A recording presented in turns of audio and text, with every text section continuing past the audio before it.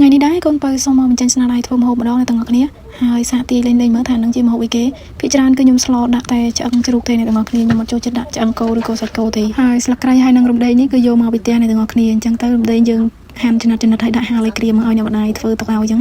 ហើយម៉ែខ្ញុំគាត់គិតថាខ្ញុំនឹងទៅពេលចូលឆ្នាំ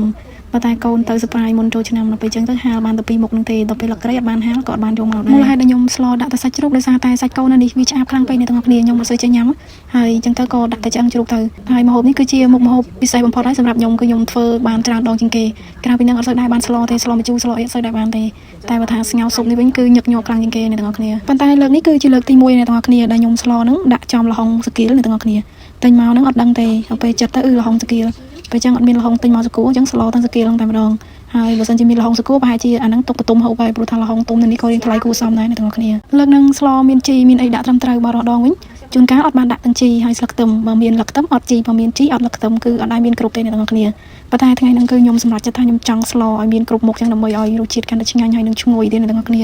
ដល់ពេលចឹងក៏បានទៅមកទិញរបស់របរមកត្រៀមទុកហើយម្ហូបយើងក៏បានរួចរាល់ហើយអ្នកទាំងអស់គ្នានៅតែដាក់ខ្ទឹមពងហើយលឹកជីលឹកខ្ទឹមហ្នឹងទេឲ្យវាក្លិនឈ្ងុយដូចស្តៀងបបរគ្រឿងតិចអីតិចពេលដាក់ហើយអ្នកទាំងអស់គ្នាខ្ញុំសម័យទៅដល់បបរវិញដោយសារតែហូបម្ហូបនេះរៀងញឹកញាប់ដែរចឹងហើយណាមួយខ្ញុំអត់ដែរបានហូបបបរគ្រឿងដល់ពេលចឹងឃើញហើយវាជះក្លិនមកដូចឈ្ងុយទៀតដូចបបរគ្រឿងខ្មែរយើងខ្លាំងមែនតើថ្ងៃណាមួយខ្ញុំនឹងធ្វើបបរគ្រឿងញ៉ាំប៉ុន្តែគាត់ថាខ្ញុំអត់ដែរសាកធ្វើទេអត់ដឹងថាកើតឬមិនកើតទេឃើញចាញ់រូបរាងមកអញ្ចឹងអ្នកទាំងអស់គ្នាប្រហែលជាដឹងហើយថាជាមុខម្ហូបអី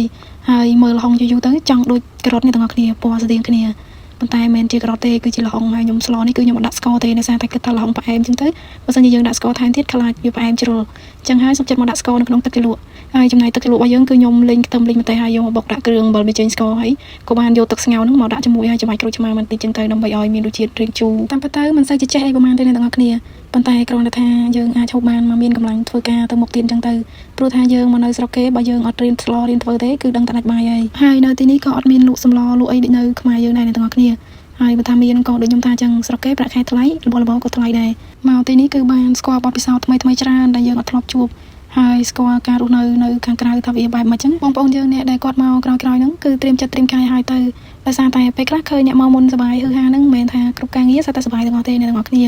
គេសบายដោយសារតែបានចេញទៅក្រៅតែបើនៅកន្លែងធ្វើការវិញវាដូចអត់សบายដូចយើងគិតទេអញ្ចឹងហើយកុំគិតថាអ្វីវាស្រួលដូចការគិតរបស់យើងហើយបើបងប្អូនយើងគាត់ចង់ស្រួលចង់សំណុកពេលដែរបានមករស់នៅប្រទេសកូរ៉េឬក៏មកធ្វើការនៅប្រទេសកូរ៉េអ្នកទាំងអស់គ្នាគឺមានតែវិធីម្យ៉ាងទេគឺខំរៀនឲ្យចេះឲ្យច្រើនតែយើងចេះភាសាស្ដាប់ជនជាតិកូរ៉េនិយាយបានគឺយើងរស់ស្រួលហើយការងារទូពិបាកប៉ុណ្ណាក៏យើងអត់សូវពិបាកដូចទៅពេលដែលយើងអត់ចេះអីសោះដែរស្ដាប់ភាសាមិនបានការងារក៏អត់ចេះទៀតគឺស្មើសូន្យអ្នកទាំងអស់គ្នាអញ្ចឹងហើយបានមានបងប្អូនយើងអ្នកដែលគាត់មកធ្វើការនៅនេះភាគច្រើនគាត់គិតខ្លីគិតអីអញ្ចឹងគឺបញ្ហាគឺមានច្រើនអ្នកទាំងអស់គ្នាប៉ុន្តែបើតាមខ្ញុំគិតគឺដោយសារតែគាត់សម្ពាធនៅកន្លែងការងារខ្លាំង